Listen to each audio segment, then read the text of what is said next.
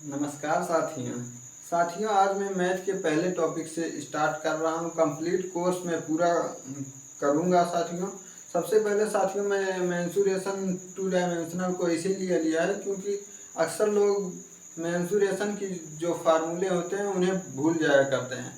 इसीलिए साथियों सबसे पहले मैंने इस टॉपिक को लिया है। इस टॉपिक को साथ ही सबसे पहले इसमें त्रिभुज को कवर करेंगे। त्रिभुज के बाद त्रिभुज की टाइप जो होगी उस पर कवर करेंगे। हर टाइप पर कम से कम 6-7 क्वेश्चन आप सबको करवाऊंगा, जिससे कि मेंसुरेशन की सवाल को सॉल्व करते करते ही दिमाग में अधिकतर फार्मूले बैठ जाएं। और साथ ही मेरा कोर्स कंप्लीट होते होते मुझे लगता है कि आप लोगों को मेंसुरेशन की सारी फार्मूले आपके दिमाग में अच्छे से बैठ जाएंगी। इसीलिए साथ ही सबसे पहले मैंने मेंसुरेशन के चैप्टर को ही लिया हुआ है, ठीक है। और साथ ही मैं आपको इसके परिचय से बताना चाहूँगा, उसके बाद मैं इस पर बेस्ड क्वेश्चन करवाऊँगा। जस्ट इसके बाद फिर इसके टाइप पर आएंगे, फिर टाइप को देखूँगा, फिर टाइप पर हर एक टाइप पर क्वेश्चन करवाना प्रारंभ करूँगा, ठीक है साथी। सबसे पहले देखेंगे साथी मेंसुरेशन 2D। इस त्रिभुज में मेंसुरेशन 2D का मतलब है कि ये 2 डायमेंशनल होता है, अर्थात त्रिभुज में 2 डायमेंशनल हर जगह होगी। अर्थात यहाँ देखिए, जैसे यहाँ देखेंगे तो यहाँ से भी एक दिशा इधर गई है, एक दिशा इधर गई है, 2 डायमेंशनल हुआ। यहाँ से देखेंगे तो यहाँ से एक दिशा इधर गई है, एक दिशा इधर गई, ये भी 2 डायमेंशनल हुआ, ठीक है। ऐसे यहाँ से देखेंगे एक डायमेंशनल इधर गई, एक दिशा इधर गई, ठीक है। इसे ही बोला जाता है साथी 2 डायमेंशनल, ठीक है। उसके बाद साथी मैं आपको इसमें कुछ चीज़ बताऊंगा जो कि क्वेश्चन को सॉल्व करते समय बहुत ज़्यादा लाभकारी आप लोगों के लिए होगा। इसमें ये 2 जो रेखाएं, तिरछी रेखाएं दिख रही हैं, ये तिर्यक रेखाएं बोला जाता है। उसके बाद बीच में ये जो सीधा एक रेखा दिखाई दे रहा है उसे शीर्ष लंब बोला जाता है, या फिर लंब भी बोलते हैं, और ऊंचाई भी इसे बोलते हैं, एच से डिनोट किया जाता है।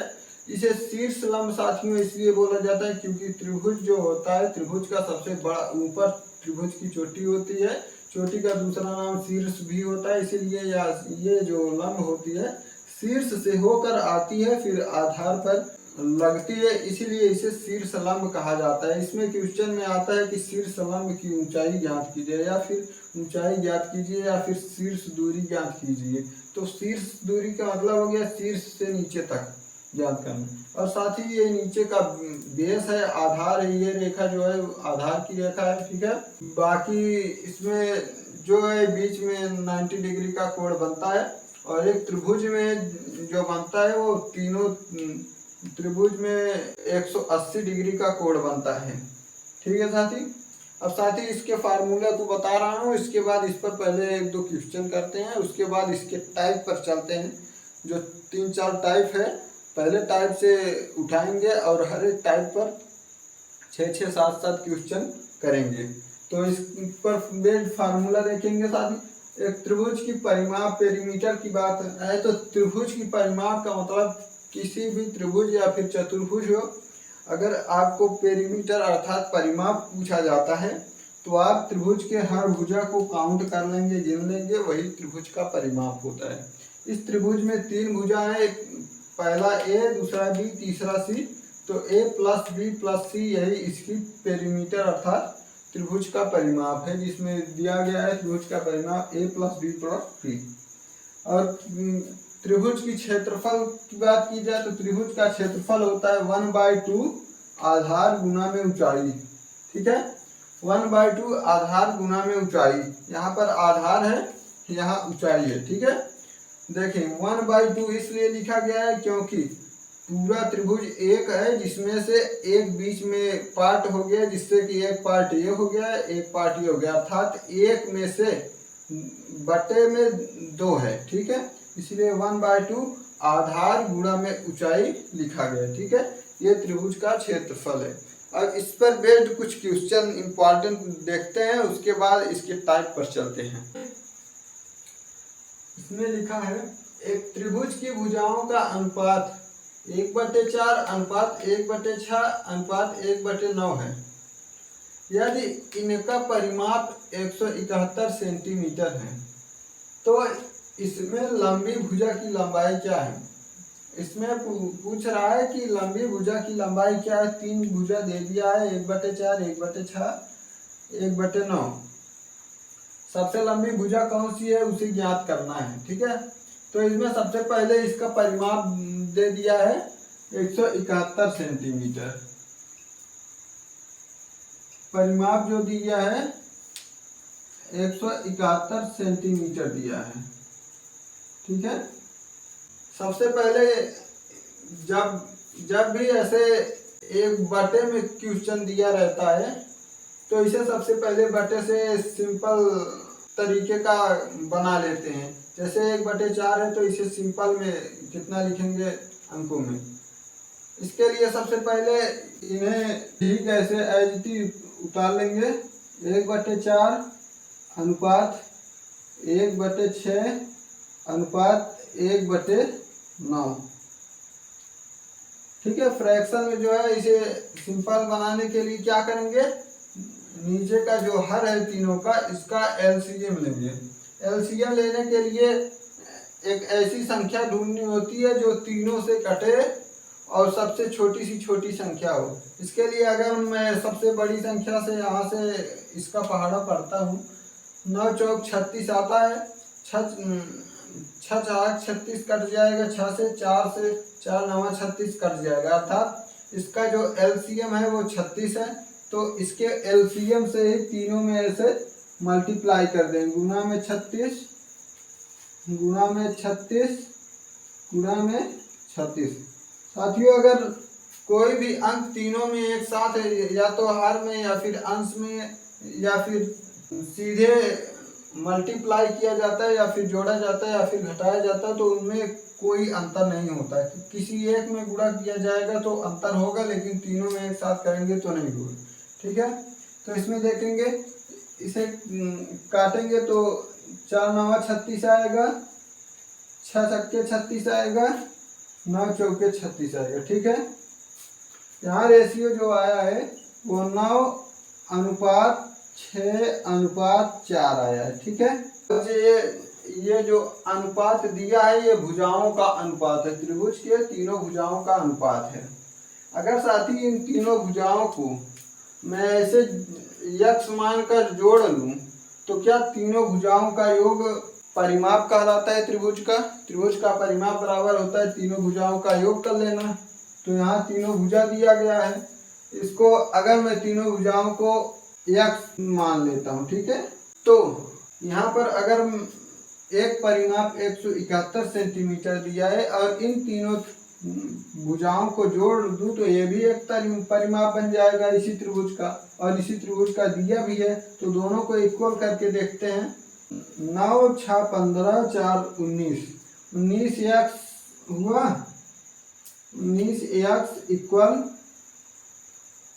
171 सेंटीमीटर। अब यहाँ से अगर मैं एक्स का मान निकालूं तो एक्स इक्वल क्या हो गया, 171/19 यानी कि 19 9 171। ठीक है, यानी एक्स का जो मान आया है वो 9 आया है।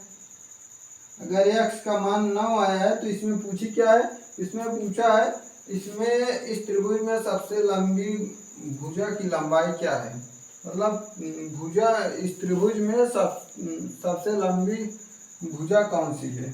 ठीक है, तो लंबी भुजा ज्ञात करने के लिए पहले तो तीनों भुजा ज्ञात करेंगे, फिर देखेंगे कि उसमें कौन सा सबसे लंबा है। इसमें एक भुजा है 9x, एक भुजा है 6x, एक भुजा है 4x, जो कि x का मान अगर 9 आया है तो 9 गुणा में x की जगह 9 रखेंगे तो 9 गुणे 9 होगा रेशियो। 6 गुणे x की जगह 9 रख देंगे। ठीक वैसे ही 4 गुना में x की जगह 9 रखेंगे। 9 9 81, 6 9 54,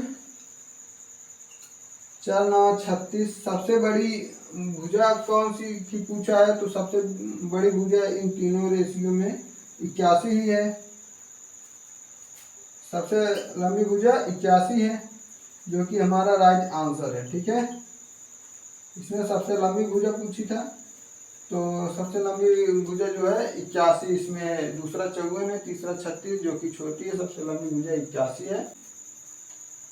दो त्रिभुजों के क्षेत्रफलों का अनुपात 4:3 है तथा इनकी ऊंचाइयों का अनुपात 3:4 है। इनके आधार की लंबाइयों का अनुपात क्या है? इसमें दिया है क्षेत्रफलों का अनुपात त्रिभुज का दे दिया है 4:3 तथा ऊंचाइयों का अनुपात भी यहाँ पर दे दिया है। त्रिभुज की ऊंचाइयों का अनुपात 3:4 दे दिया है। आधार की लंबाइयों का अनुपात पूछा है। त्रिभुज, दो त्रिभुज है, ठीक है, एक त्रिभुज और है और दोनों बराबर हैं। ठीक है, इसमें आधार की जो लंबाइयां है उसका अनुपात पूछा है और इसमें ऊंचाइयों का अनुपात दिया हुआ है दोनों का, और क्षेत्रफलों का अनुपात दोनों का दिया हुआ है। ठीक है, अगर ये दोनों त्रिभुज बराबर हैं तो दोनों का अगर हम देखें फार्मूला जो होता है 1/2 आधार गुना में ऊंचाई होता है, गुना में ऊंचाई बराबर होगा 1/2 आधार गुना में ऊंचाई के। ठीक है, अब यहाँ से 1/2 कैंसिल हो जाएगा। आधार गुना ऊंचाई, आधार गुना ऊंचाई दोनों में जो दिया है वो अलग अलग दिया है, इसलिए ये दोनों कैंसिल नहीं होंगे। ठीक है, तो सबसे पहले इसमें देखेंगे, इसमें दोनों त्रिभुजों के ऊंचाइयों का अनुपात दिया है। ऊंचाई जो है, ऊंचाइयों का अनुपात दिया हुआ है, कितना है 3:4, 3:4 में ऊंचाई का अनुपात दिया है और क्षेत्रफल का अनुपात भी दिया है 4:3। आधार का पूछा है। ठीक है, आधार का पहला अनुपात ए मान लेते हैं, दूसरा अनुपात बी मान लेते हैं, आधार का पूछा है। और क्षेत्रफल का अनुपात दिया हुआ है, क्षेत्रफल का अनुपात 4:3 है, 4:3 दिया है। ठीक है, क्षेत्रफल का अनुपात अगर देखें आधार गुणे ऊंचाई, ऊंचाई का आधार से गुणा कर देते हैं तो क्षेत्रफल आता है। यहाँ पर देखें आधार का ऊंचाई से गुणा करने पर क्षेत्रफल आएगा, क्षेत्रफल का फार्मूला है। तो 3 में a का गुणा कर दें तो उसका जो मान आ जाएगा 4 आ जाएगा क्षेत्रफल। 4 में b का गुणा कर दे तो 4b का क्षेत्रफल जो आ जाएगा 3 हो जाएगा, अर्थात 3 के बराबर हो जाएगा 4b, क्योंकि आधार गुणा ऊंचाई दोनों मल्टीप्लाई कर दे तो क्षेत्रफल के बराबर हो जाएगा, यानी कि क्षेत्रफल निकल जाता है। ठीक है, तो देखेंगे जैसे कि इसका इससे गुणा करते हैं 3a बटा में 4 हो जाएगा। ठीक है, बराबर 4b बटा में हो जाएगा 3। ठीक है, इसे करेंगे क्या, तो यहाँ पर देखेंगे अगर हम आगे सॉल्व करें तो 3a बटा में 4b कर दें तो मान क्या आ जाएगा 4/3, 4/3 आएगा। ठीक है, अब यहाँ से मैंने आधार को a और b माना है। ठीक है, तो अगर a b का मान निकाल दे तो वही आधार हो जाएगा। तो यहाँ से देखेंगे तो 9a इक्वल 16b हो जाएगा। ठीक है, तो हम देखेंगे a बटा में b का मान निकालेंगे तो आ जाएगा a बटा b बराबर हो जाएगा, यहाँ पर इस तरह से मान निकलता है। a का मान 16 है बटा में b का मान है 9। ठीक है, आधार की जो अनुपात है 16:9 है, 16:9। ए अनुपात बी का मान है, ठीक है। जो कि ए अनुपात बी को मैंने आधार माना है, आधार का रेशियो पूछा है, इनके आधार की लंबाइयों का अनुपात 16:9 है, जो कि हमारा करेक्ट आंसर है, ठीक है। तो देखिए त्रिभुज 4 प्रकार का होता है, जिसमें पहला त्रिभुज है समबाहु त्रिभुज, दूसरा त्रिभुज है समद्विबाहु त्रिभुज, तीसरा त्रिभुज है विषमबाहु त्रिभुज, चौथा त्रिभुज जो है वो है समकोण त्रिभुज, ठीक है साथी। एक एक करके समझते हैं साथी। जो समबाहु त्रिभुज है साथी, उसमें त्रिभुज की तीनों भुजाएं समान होती है। जैसे कि इसमें त्रिभुज का पहला भुजा ए है, दूसरा भुजा ए है, तीसरा भुजा भी ए है, तीनों भुजाएं ए हैं, यानी कि समान है। उसे समबाहु त्रिभुज कहेंगे, मतलब बाहु मतलब भुजा होता है, समान भुजा वाली त्रिभुज है, ठीक है। समद्विबाहु त्रिभुज का मतलब होता है ऐसा त्रिभुज जिसमें दो बाहु मतलब दो भुजा समान हो, सम मतलब समान, द्विबाहु मतलब दो भुजा। अब देखिए इसमें पहला भुजा ए है, दूसरा भुजा भी ए है, दोनों भुजा समान है, और तीसरा भुजा बी है जो कि असमान है, ठीक है। समद्विबाहु त्रिभुज में दो भुजाएं समान होती है और तीसरा भुजा असमान होती है। जैसा कि इसके नाम से ही समझ में आता है कि सम मतलब समान, द्वि मतलब दो, बाहु मतलब भुजा, दो भुजा समान, ठीक। अब देखते हैं साथियों विषम बाहु क्या होता है। विषम बाहु में साथियों इससे भी नाम से ही पता चल रहा है कि जो भी भुजा है वो सब विषम है, मतलब कोई सम नहीं है, समान नहीं है। इसमें पहला भुजा ए है, दूसरा भुजा बी है, तीसरा भुजा सी है, तीनों एक दूसरे से समानता नहीं दिखा रहे हैं, तीनों अलग अलग हैं, इधर ए है, दूसरा बी है, तीसरा सी है, और इन सब में समान है। चौथा जो प्रकार है वो समकोण त्रिभुज है, जिसमें कोण जो होते हैं सारे कोण समान होते हैं, ठीक है, उन्हें समकोण त्रिभुज कहते हैं। और साथियों सबसे पहला त्रिभुज समबाहु त्रिभुज जो फार्मूला है उनको देखते हैं, उसके बाद इसके सारे क्वेश्चन कितने बन सकते हैं समबाहु त्रिभुज पर, उन सब के बारे में डिटेल में देखते हैं। पहला त्रिभुज देखेंगे, पहला त्रिभुज चारों में से है समबाहु त्रिभुज। समबाहु त्रिभुज किसे कहा जाता है साथियों, जिसकी तीनों भुजाएं समान हो, ऐसा त्रिभुज जिसकी तीनों भुजाएं समान हो। बाहु मतलब भुजा होता है, सम मतलब समान, समबाहु समान भुजा वाली त्रिभुज समबाहु त्रिभुज कहलाती है। जैसे कि ये एक त्रिभुज है, इसमें पहली भुजा ए है, दूसरी भुजा भी ए है, और तीसरी भुजा भी ए है, यानी कि तीनों भुजा ए सम है, यानी समान है, इसे समबाहु त्रिभुज कहा जाता है। समबाहु त्रिभुज में साथियों 60 डिग्री का कोण बनता है, ठीक है, तीनों भुजाओं में 60-60 डिग्री का कोण बनेगा, और समबाहु त्रिभुज की प्रत्येक जो भुजाएं होती हैं वो बराबर होती हैं, ठीक है। अब इसके कुछ फार्मूला देख लेते हैं साथियों, जो कि हमारे किसी भी कॉम्पिटिटिव एग्जाम में इनकी ज़रूरत जरूर पड़ती है, इनके बिना कोई भी सवाल लगना मुश्किल है। इसलिए साथियों इसे अच्छे से एक नोट्स में जैसे लिखा हूँ स्टेप बाय स्टेप आपको लिखना है, उसके बाद उसे रेगुलरली एक बार देखना है, ठीक है, वो अपने आप याद हो जाएगा। और हाँ, इसे प्रैक्टिस के थ्रू याद करना है, इसे ऐसे याद करने से नहीं याद होता है। इसे जब तक सवाल सॉल्व नहीं करेंगे तब तक ये आपके दिमाग में अच्छे से नहीं बैठेगा, ठीक है, एग्जाम के समय भूल जाता है, ठीक है।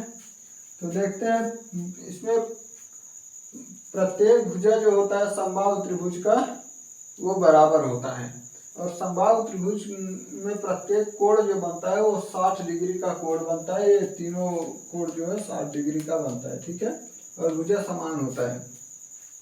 अगर समबाहु त्रिभुज परिमाप देखें तो मैंने पहले ही बताया था कि कोई भी त्रिभुज हो अगर परिमाप ज्ञात करना हो, पेरीमीटर निकालना हो, तो उसे उसकी तीनों भुजाएं या फिर जो भी भुजा हो सबको जोड़ लेते हैं, वही पेरीमीटर यानी कि परिमाप होता है।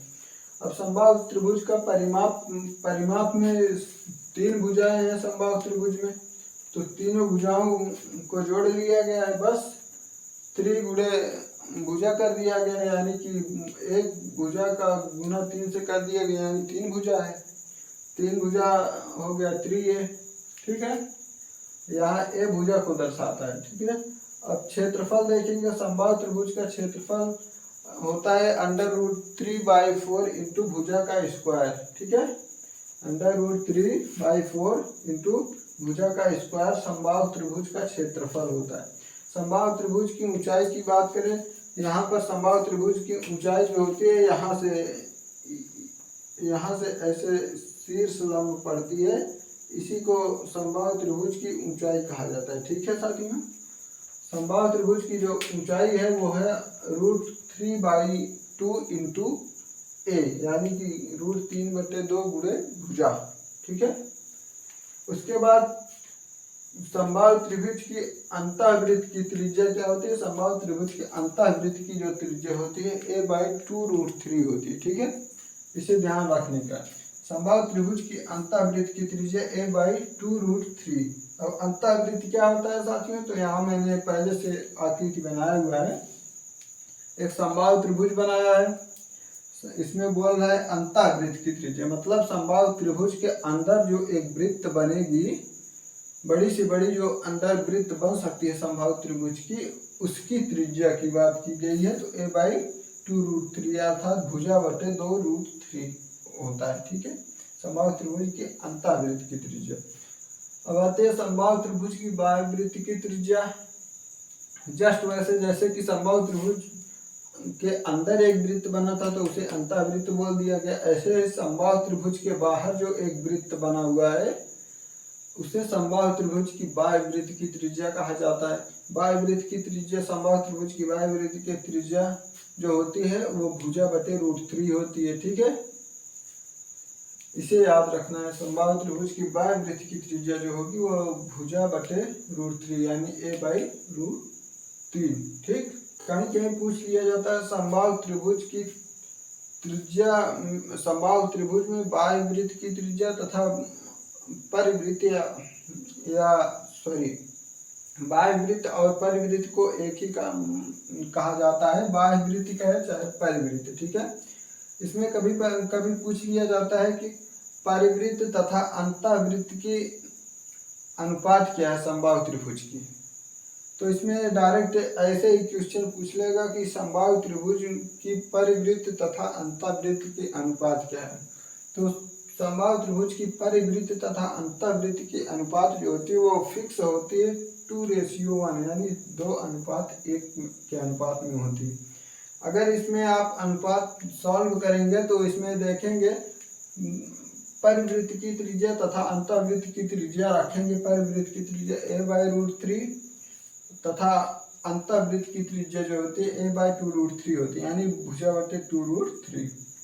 दोनों में भुजा से भुजा कट जाएगा, √3 से √3 कट जाएगा, बचेगा यहाँ 1/1 बचेगा, यहाँ 1/2 बचेगा, ठीक है। तो यहाँ से 2 इस तरफ चला जाएगा, 1 इस तरफ चला जाएगा, तो 2:1 हमारा आंसर हो जाएगा, जो कि बाह्यवृत्त तथा अंतःवृत्त की त्रिज्या का रेशियो, ठीक है। ठीक वैसे समबाहु त्रिभुज की बाह्यवृत्त तथा मतलब बाह्यवृत्त या फिर परिवृत्त तथा अंतःवृत्त की क्षेत्रफल की को भी पूछ लिया जाता है। तो जस्ट समबाहु त्रिभुज के बाह्यवृत्त की जो त्रिज्या होती है और अंतःवृत्त की जो त्रिज्या होती है उसी का अगर हम वर्ग कर देते हैं तो हमारा क्षेत्रफल आ जाता है, ठीक है।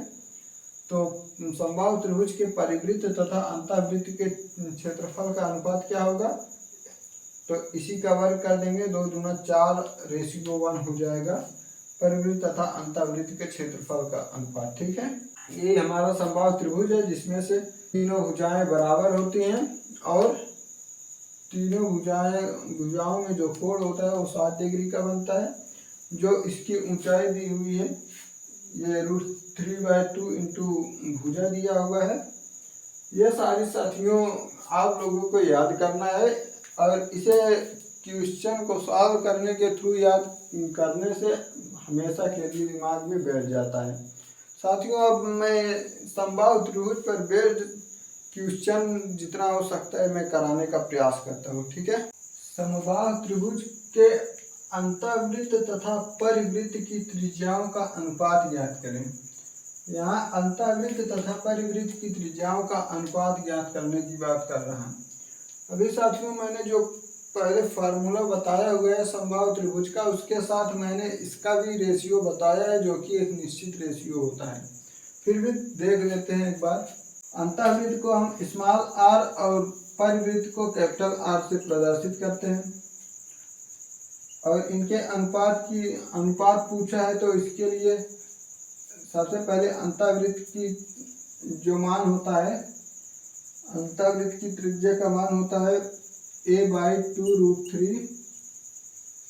ठीक वैसे परिवृत्त यानी बाह्यवृत्त की त्रिज्या का मान होता है a/√3, जो कि बाह्यवृत्त की त्रिज्या जो होती है इसे परिवृत्त की त्रिज्या भी बोलते हैं। ठीक है, इसे रेशियो में पूछा है तो इसको रेशियो में करेंगे, उसके बाद भुजा से भुजा को काट देंगे, √3 से √3 कट जाएगा। ठीक है, इधर 1/2 बचा है, इधर 1/1 बचा है। ठीक है, तो 1/2 से इधर से 2 से इस तरफ मल्टीप्लाई करेंगे तो यहाँ पर हो जाएगा 1:2।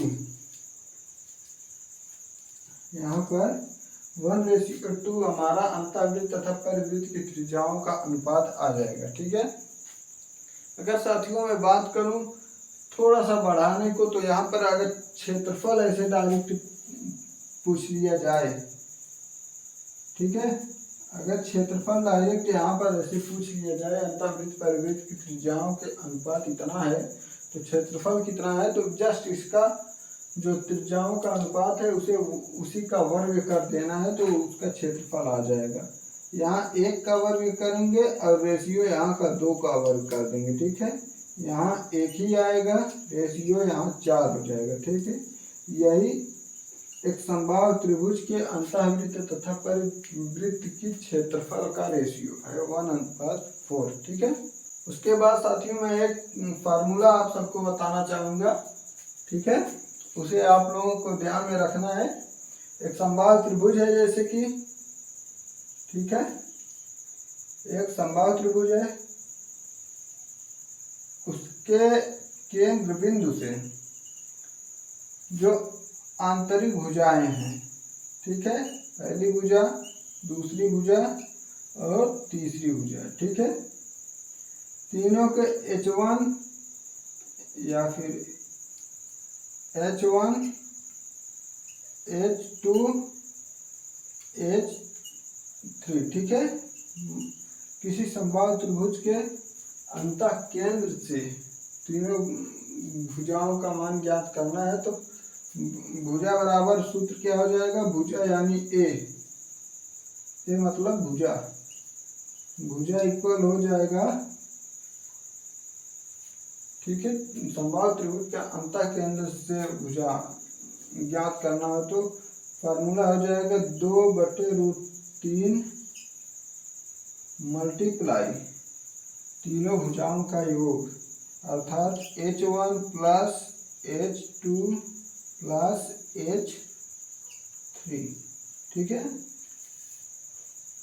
साथियों, इस फार्मूले को ध्यान में रखना, इस पर मैं क्वेश्चन कराऊंगा, इस पर बेस्ड क्वेश्चन कराऊंगा। ठीक है, भुजा A equal 2/√3 into H1 plus H2 plus H3। देखेंगे साथियों, एक समबाहु त्रिभुज के अंतःवृत्त का क्षेत्रफल 462 वर्ग सेंटीमीटर है, तो उस त्रिभुज का क्षेत्रफल क्या होगा। कह रहा है एक समबाहु त्रिभुज है, उसके अंतःवृत्त का क्षेत्रफल, एक समबाहु त्रिभुज है, उसके अंदर एक वृत्त है, अंतःवृत्त है, उसका क्षेत्रफल 462 वर्ग सेंटीमीटर, मतलब समबाहु त्रिभुज के अंदर जो एक वृत्त है उस वृत्त का क्षेत्रफल 462 वर्ग सेंटीमीटर है। तो उस त्रिभुज का क्षेत्रफल क्या होगा, वृत्त का क्षेत्रफल दिया है, त्रिभुज का क्षेत्रफल पूछ रहा है। ठीक है, तो इसके लिए क्या करेंगे साथियों, पता है कि अंतःवृत्त का जो त्रिज्या होता है स्मॉल r इक्वल भुजा बटे 2√3 होता है। ठीक है, अंतःवृत्त का त्रिज्या भुजा बटे 2√3 होता है। तो एक वृत्त के क्षेत्रफल दिया है 462 वर्ग सेंटीमीटर। तो वृत्त का क्षेत्रफल हम इधर देखेंगे अगर, तो वृत्त का क्षेत्रफल होता है पाई आर स्क्वायर, ठीक है।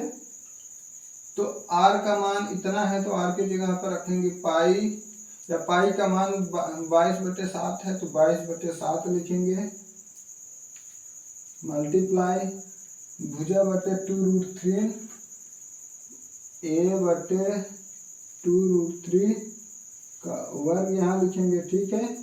उसके बाद आगे इसे सॉल्व करेंगे, यहाँ इक्वल लिखेंगे 462 वर्ग सेंटीमीटर दिया था, ये मैं भूल गया, ठीक है। इतने का मान दिया है 462 वर्ग सेंटीमीटर, ठीक है। अंतःवृत्त का क्षेत्रफल ये भी है, अंतःवृत्त का क्षेत्रफल का सूत्र ये भी है जिस पर रख दिया, ठीक है। तो इसे सॉल्व करेंगे, आ जाएगा 22/7 मल्टीप्लाई भुजा स्क्वायर बटा में 12 आ जाएगा, 2 दूना 4 तिया 12 इक्वल 462 सेंटीमीटर, ठीक है। तो यहाँ से आगे सॉल्व करेंगे, 22 का पहाड़ा पढ़ेंगे तो 22 दूना 44 2 46, 22 दूना 44 2 यहाँ 22 हुआ, 22 1 22, ठीक है, कट गया। तो यहाँ अगर ए स्क्वायर इक्वल निकालें, ए स्क्वायर इक्वल तो क्या आएगा 7, ए स्क्वायर इक्वल 7 इंटू 12 इंटू 21 आ जाएगा, ठीक है। फिर इसे आगे जब सॉल्व करेंगे तो आ जाएगा ए इक्वल √7 गुना 12 गुना 21 को लिख सकते हैं 7 गुना में 3, 7 3 21, ठीक है। आगे इसे लिख सकते हैं ए इक्वल लिख सकते हैं 7 7 वर्ग हो गए, 12 3 36 हो गया, √49 7 7 49 हुआ, 12 3 36 हुआ, ठीक है। तो इसे आगे जब सॉल्व करेंगे साथी तो यहाँ ए इक्वल हो जाएगा 7 7 49 6 के 36 होता है, ठीक है। तो यहाँ 7 आएगा इंटू यहाँ 6 आएगा, ठीक है। इसका वर्ग बराबर कर देंगे तो ये आ जाएगा ए इक्वल 42, यानी कि भुजा जो है 7 6 42, भुजा जो है ए का मान 42 आ गया। तो इसमें पूछा क्या है, उस त्रिभुज का क्षेत्रफल क्या है, त्रिभुज का क्षेत्रफल पूछा है। और ये त्रिभुज जो है वो समबाहु त्रिभुज है, ठीक है।